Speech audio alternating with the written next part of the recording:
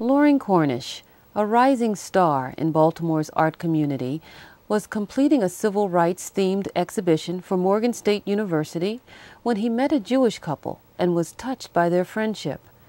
Suddenly, he says, everything changed. I don't know what came over me. I just knew that I had to include the struggles of the Jewish people along with the struggles of blacks. And the work began to pour out. It just began to pour out like water through a faucet.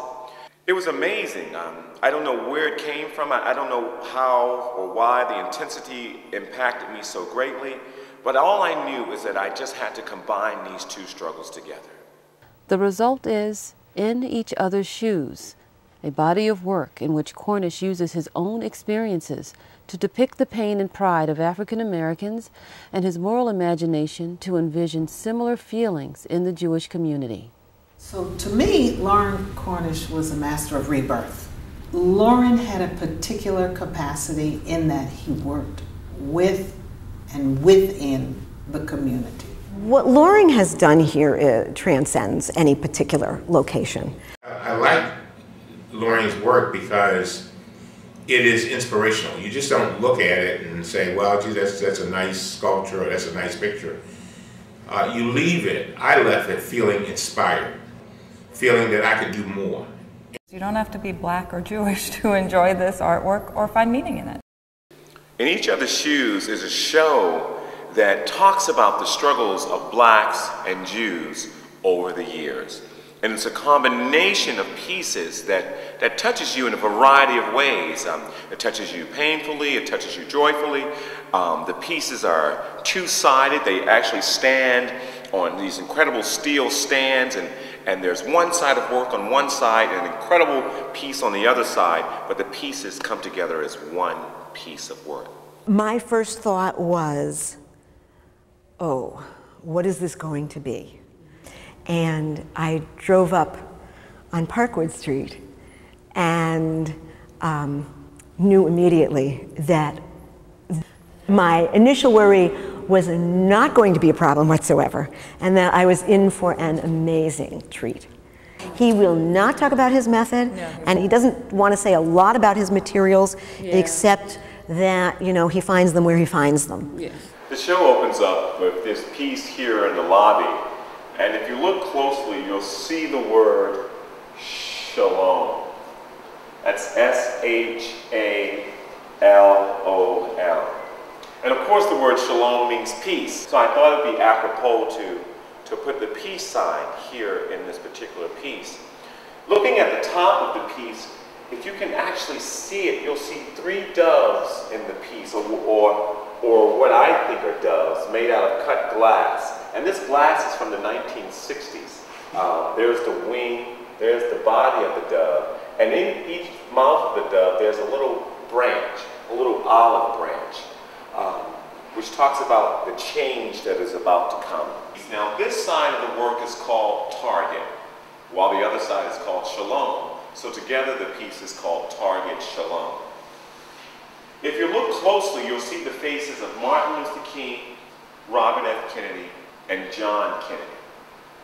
And their faces are all throughout this piece. And their faces are under cracked glass, which talks about the turmoil of the time.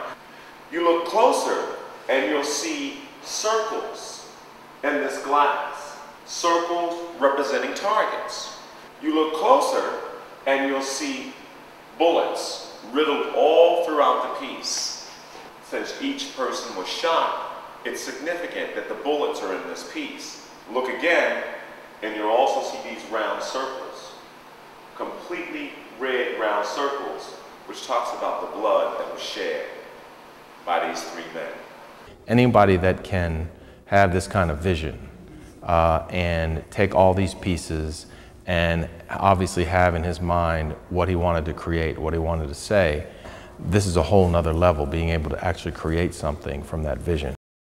It's beautiful to look at and it's beautiful to experience, and then when he talks about it, it adds just a whole new level of meaning. The piece on this side is called Souls, and it talks about the souls of slaves and Jews awaiting justice. It talks about all of these beautiful, beautiful, beautiful people who were tormented in one way or another, who suffered incredible deaths, you know, who went through horrendous pain and agony, and it being just totally unjustified. This same particular piece represents the bodies of the many Jews that were just thrown in these massive graves right on top of one another, just crammed together, with no individuality, no anything, just mashed together. And so you wonder, you don't even think about the beautiful souls on the other side. You don't even think, when you see a picture of all these bodies crammed together, you don't even think about the lives that they led before. You don't even, it doesn't even come to your mind that these people were just effervescent people with life. All you see is death.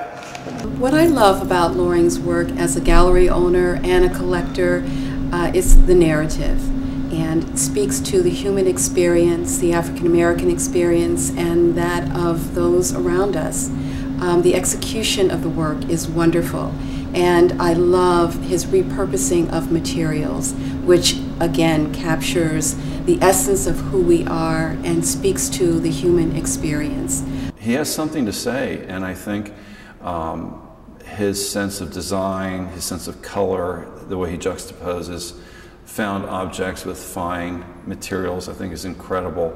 I think his time is there now. I think he is a rising star. I will say, in a joking way, perhaps, that I understand that I can no longer afford him. So I mean, maybe that says it all about where he's going. And I think that it is something that, as my father would say, don't let me die before I see it. Andy Warhol had this saying, you only get 15 minutes of fame. And I often tell my students, I said, that 15 minutes of fame that he was talking about was for your whole life. So I hope that for Loring Cornish, it comes in little drips and drabs, seconds at a time, where he can relish those moments of achievement, but then he'll have those broad spaces where he can go into deep space and continue to work, so that we don't compromise the integrity of what he's trying to do.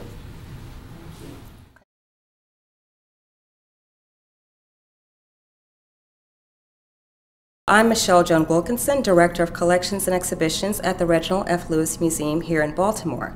Right now we're standing in front of this incredible journey. What's so important to me about this sculpture is really the title and what Loring is showing in the work. The main reason that I wanted to acquire the piece for our museum here is because it graphically represents really what we do here at the museum. Our motto is take the journey. So you're taking a journey through African American history and culture in Maryland. And with Loring's piece, he's actually showing you in the footsteps the people who have taken that journey. His piece is a bit more global, a bit more universal, let's say, but it really fits in with what we do here at the museum.